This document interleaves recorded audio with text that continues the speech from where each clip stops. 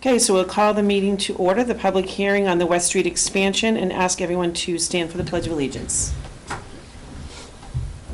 I pledge allegiance to the flag of the United States of America and to the republic for which it stands, one nation, under God, indivisible, with liberty and justice for all. And I also want to announce that this meeting is being recorded and ask if anybody else is recording. Okay, so seeing none, the agenda, the first item is citizens' comment. This is really intended for comments of a general nature because we will have questions and answers after the presentation. So are there any citizens' comments? Seeing none, I'm going to turn it over to Mr. Paul Needler, who is from Skanska, the owner's project manager, who's going to provide a brief update regarding the middle school project itself. Good evening. What I have up here is a layout of the plan of the school with pictures just showing where we stand presently with the school construction. Right now we have the north and south wing framing and sheathing that's being installed. South wing precast and veneer has started, and as you can see, the road work has also taken place, the main binder course on the site. Steel has been completed, exception for the canopy and skylights, and plumbing, electrical, and HVAC, along with fire suppression. That has also started with its installation. If you had any questions, I'm sure you can see it from across the street from your home, but you're welcome to look at the pictures I've also provided. Thank you, Mr. Needler. We're very excited. Great progress continues to be made. Next, I'll turn it over to Mr. Bill Coyle, who is the DPW Director for Auburn. Thank you, Mary Ellen, and good evening. We're here this evening to discuss the West Street improvements. This project is a result of several meetings that were held with the Auburn Planning Board and also an in-depth review by the consultant engineers and also in-house by myself, the town engineer, and other DPW officials. As part of the review and the analysis of the traffic volumes created from the new middle school, a traffic improvement plan was created, and we will ask Mr. Brian Brosnan to present that to you in just briefly in just a moment.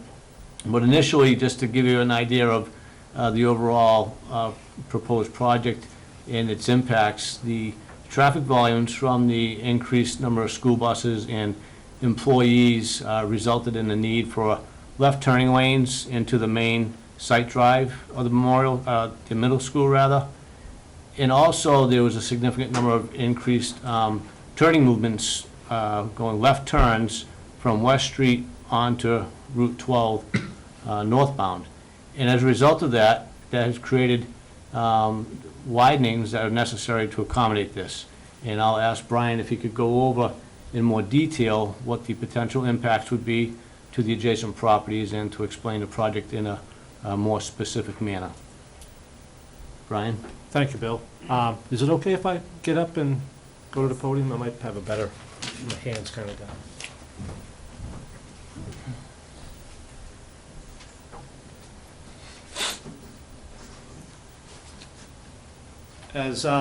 As Bill had mentioned, can you guys hear me?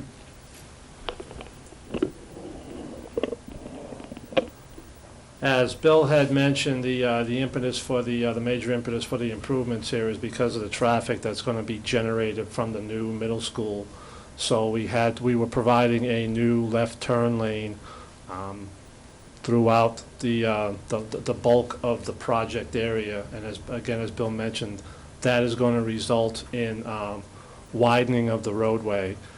Based on the graphic you folks see in front of you here, kind of go through a little bit of the color coding here is we have a couple of different pavement structure, roadway structures that are going to be a result of the improvements that are being made.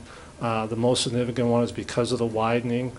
We're going to be providing what's called full depth pavement, and the idea is that it's going to be a brand new pavement structure, and you can see this as kind of sort of the darker shade of gray. What's in the lighter shade of gray is a pavement process is going to be called milling and overlaying, where they're going to grind up the existing roadway and they're going to put down a brand new pavement. So it's only going to be a pavement structure of about that thick. So like I said, there is quite a bit of significant pavement work that's going to go on. One thing to make you aware of is that the way we based our design for the new layout here is that we tried to hold what we'll call the north side of the roadway, the existing edge of pavement that's out there now, and widen everything to the south. That way, we tried to minimize the amount of impact on the residences that's on the north side, and knowing that the majority of the property that's owned on the south side is owned by the town, so they'd just be impacting themselves, so felt that that wasn't that big of a deal. The other thing that we're going to be incorporating as part of the design is that we will be providing new sidewalks from the intersection of Route 12 on the southerly side of West Street, from where it starts at Route 12, all the way down to the school. So with the new sidewalks comes new granite curbing, so we'll have curbing actually on both sides of the road.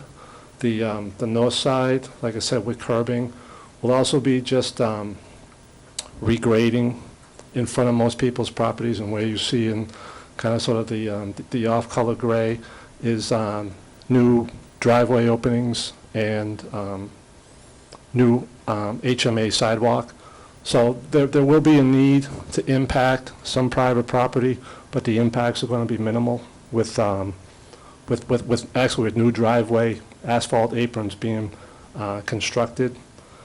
One of the major points of impact as part of the project goes, other than the widening, is what it does in the vicinity of this area here. This is land that's owned by National Grid.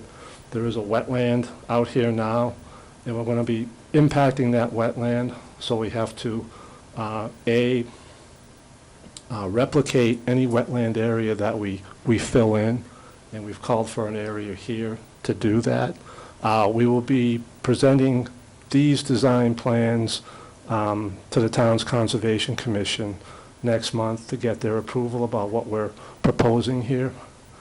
And as part of that impact into the wetland, we're going to be installing a new retaining wall along with guardrail as a safety measure. How far away can I get from this thing before you guys stop hearing me? Can you still hear me? Is this good? Yes. Okay. So we get the crook of my neck. One thing to let you know is that the amount of impact that's going to take place at the existing signal at Route 12 is going to be very minimal.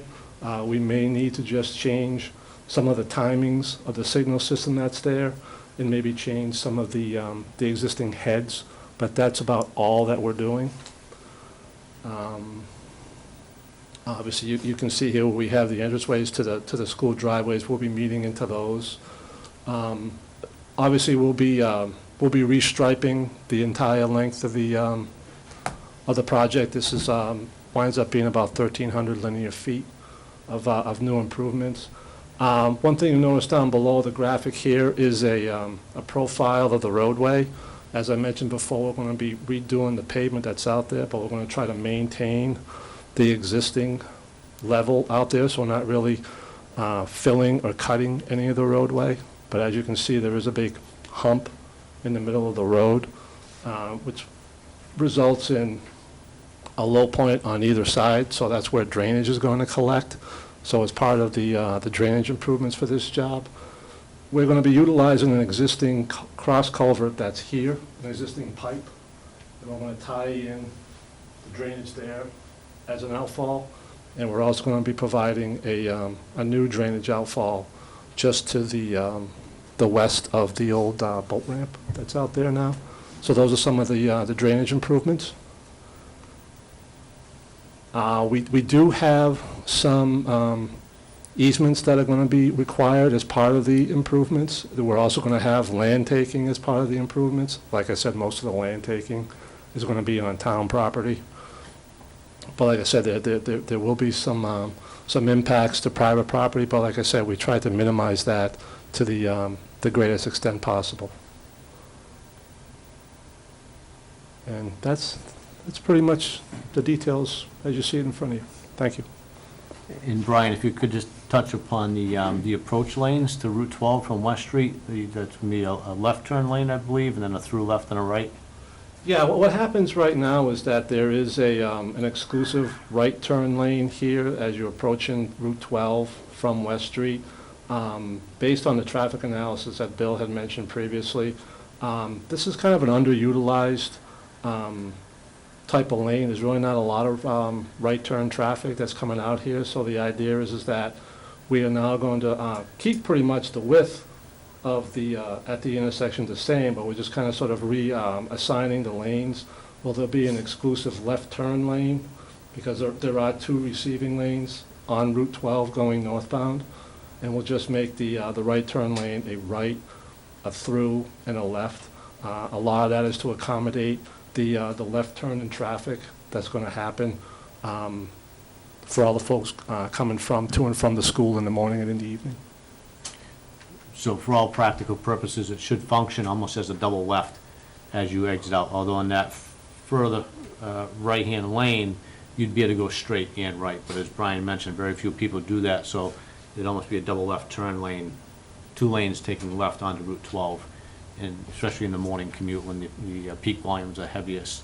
And then, Brian, the only other thing I was thinking we should probably touch upon is the school zone signage. Oh, if you could. I'll touch upon 2 things, Bill. The school zone is one, is that we will be providing signage out there. I'm not sure if you folks have seen the typical school zone flashing lights.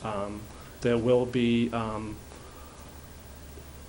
a speed limit reduction during the school times to go from, I believe it's posted out there now, 30 miles per hour.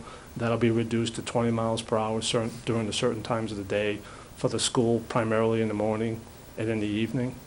And then the other thing I just wanted to mention as well is, as part of the improvements to the signal out here, I know there was some concern from the fire department, the fire chief, about being able to get out safely to the intersection in case of an emergency. So what we're going to provide is we're going to provide a system where when the doors are open during an emergency, there will be a device in the vehicles that will activate a signal here. It's just a beacon, and that beacon will be hardwired into the signal here at Route 12, so that once the connection is made, the red lights will stop traffic on Route 12 and allow the fire department vehicles to access either going north or east or west on Route 12. And then the other thing, maybe the schedule, I believe we're looking to advertise for construction later this year to. Yeah, obviously we have to, like I mentioned before, we have to go through the Conservation Commission. The idea is that we're going to meet with them next month. Hopefully, the process isn't that elongated, so that we would have all our permits in hand and all our design documents done by the end of this year, so we can go to bidding for construction, hopefully March Okay. of next year. With construction beginning in the spring. Yes. And substantially complete, hopefully by time school opens. We're Yes. hoping to have at least the lane configurations in place so that it can function as designed once school opens. Yes. And I think the other thing important to touch on is the land takings. I believe there's 3 permanent land takings that we are moving forward with for this project on the southerly side, on the town side, but also it does affect 3 other parcels of land. One's Mass DOT, one's National Grid, I believe, and one is a private property owner. Correct. We'll be moving forward with these, and they'll be presented at the at town meeting for town meeting members to vote on an action, which is why we're holding this public hearing, to try to get any questions that any affected owners would potentially have. Give them the opportunity to see the plans and ask questions this evening. In addition to those 3 takings, there will also be temporary easements and I believe 1 permanent easement as well. And so those would also be voted on as well. The temporary easements, for the most part, are for minor grading on the properties on the other side of the street, whether it's for driveway work or loaming and seeding. So those are just temporary easements to allow us onto your land, basically to blend the roadway improvements into your land and make sure we clean up as necessary as part of the construction. With that, Brian, unless you have anything else to add, Be happy to open up to any questions that you may have specific to your property or just in the general nature as well. Yeah. We- This should make, excuse me, this should make a sidewalk on both sides, or sidewalk, both sides or one side? Sidewalk's gonna be on one side, One side for the, from the intersection all the way down to the first driveway opening of the school. If you do have a question, if you could go to the mic, just so that the viewing audience is able to hear your question as well. But the question was just relative to sidewalk, and the sidewalk just on one side, on the school side.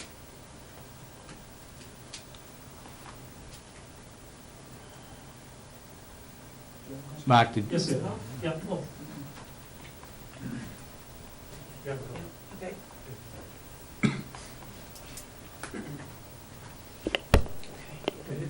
okay. Mark Mennel, 4 Field Street, town meeting member. The sidewalk, is that gonna be asphalt?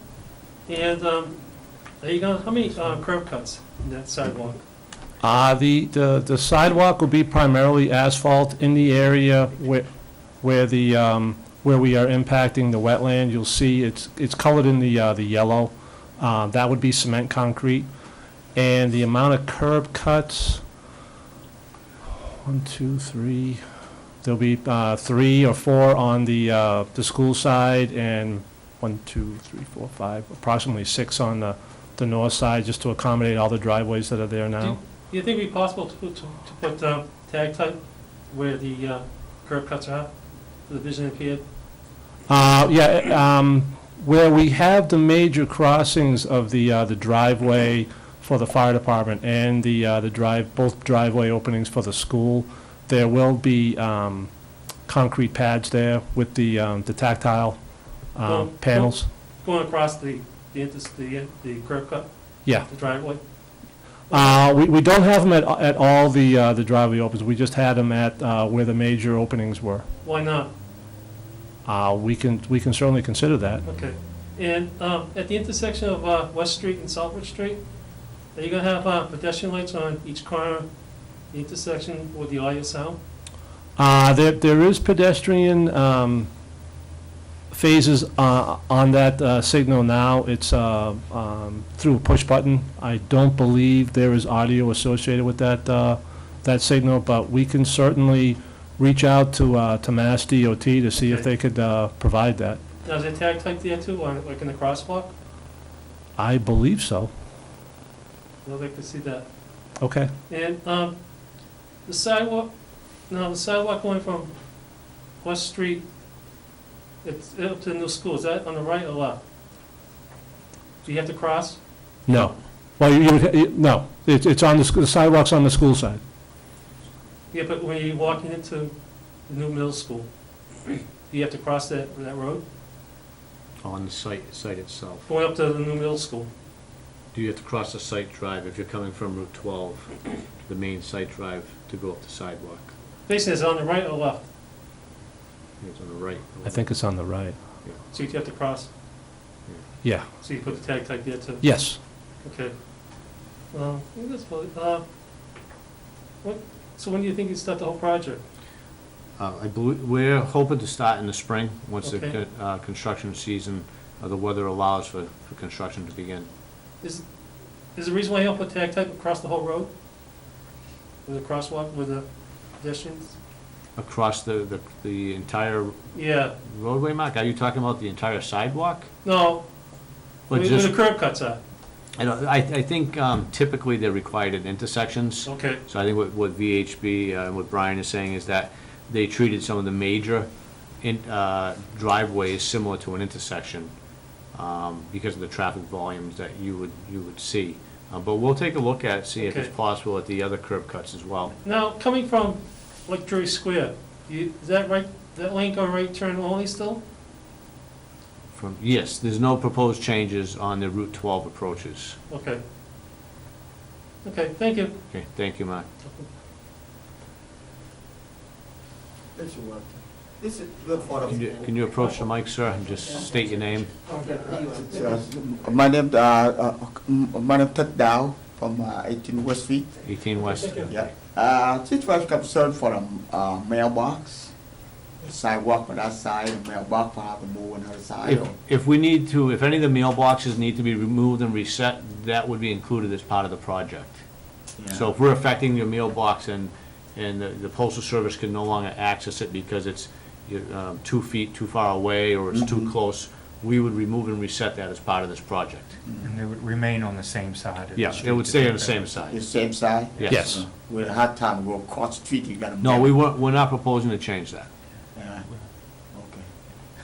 okay. Okay, thank you. Thank you. Are there any other questions? Okay, well, certainly, if anybody from the viewing public has any questions regarding the project, they're welcome to contact my office at the DPW. Again, it's Bill Coyle, and the number is 508-832-7814. We do have a set of plans at my office, and I would welcome anybody who would like to see them to come to the office and take a look at them. If there's no further questions, the meeting would end unless, Mary Ellen, you have anything to add? Only to thank for the presentation and offer the same that Mr. Coyle has. If any community members have questions regarding this, the school district remains very appreciative of the support that we've received, so thank you very much. Okay, That's it, we'll close the hearing. thank you. Thank you. Thank you.